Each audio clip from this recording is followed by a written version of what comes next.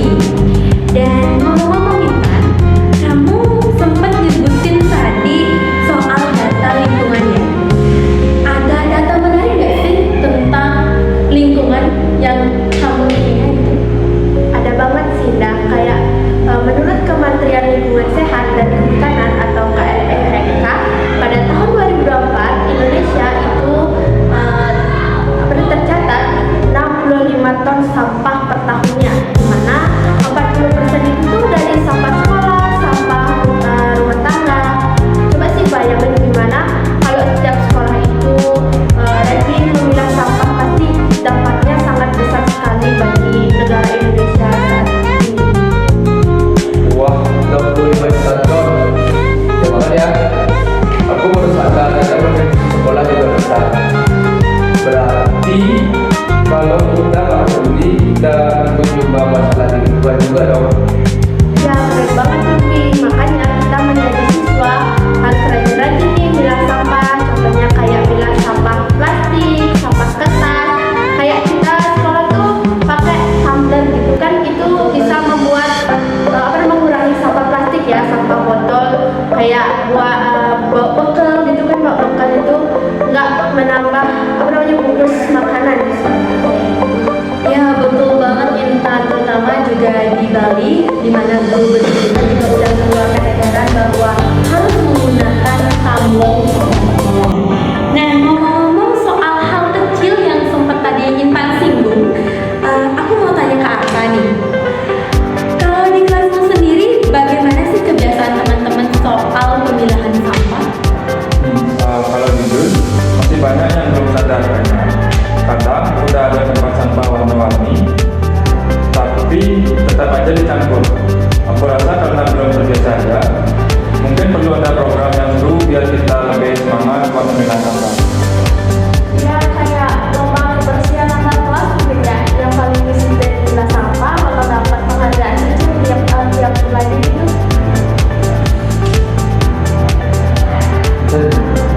Tapi jujur aja ya, aku kadang ngerasa ribet juga sih. Apalagi kalau lagi buru-buru habis makan, terus bingung bungkus makanan itu lagi keperluan. Kadang juga tempat sampahnya jauh, jadi ya udah deh, kita buang aja. Nah, ini menarik nih. Ternyata sebagian orang itu masih beranggapan atau berpikir bahwa pemilahan sampah itu sangat ribet ya ribet. Kemudian menurut kalian gimana ya caranya biar nggak terasa demikian gitu, biar bahwa pemilahan sampah itu gampang kok kalau kita itu dari diri sendiri. Menurutku sih ya, KSPL juga udah bikin itu tuh, makanya KSPL buat program lebih praktis dan lebih jelas. Dimana KSPL lagi buat program satu kelas 3 tong sampah, dimana setiap tong sampah itu memiliki label yang berisikan tulisan jenis-jenis sampah yang harus dibuang gitu tuh, biar mereka kayak nggak ribet gitu, mereka nggak pusing ini sampahnya ditaruh di mana sih, ini sampahnya kalau ini taruh di mana sih, biar mereka tuh nggak merasa ribet dan mereka merasa lebih dimudahkan aja sih. Iya, dan kalau tempatnya dekat sama meja atau ruang kelas, kan lebih gampang juga. Kadang masalahnya bukan malas, tapi karena tempatnya kurang kreatif. Jadi solusinya bukan cuma suruh orang tua disiplin, tapi juga gabung sistem yang memudahkan. Ya sih, tapi tetap aja ada juga yang nggak peduli walaupun udah disediain.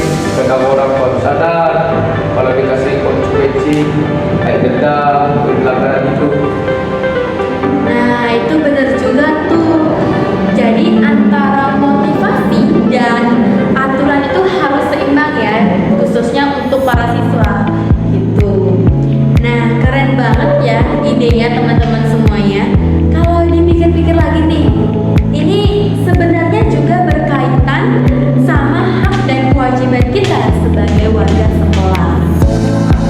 Iya, kalau kita punya hak buat belajar di lingkungan yang bersih, tapi juga kewajiban untuk menjaga kebersihan itu. Kalau kita cuek, berarti kita ikut melanggar hak orang lain juga. Dan menjaga kebersihan itu tugas sekolah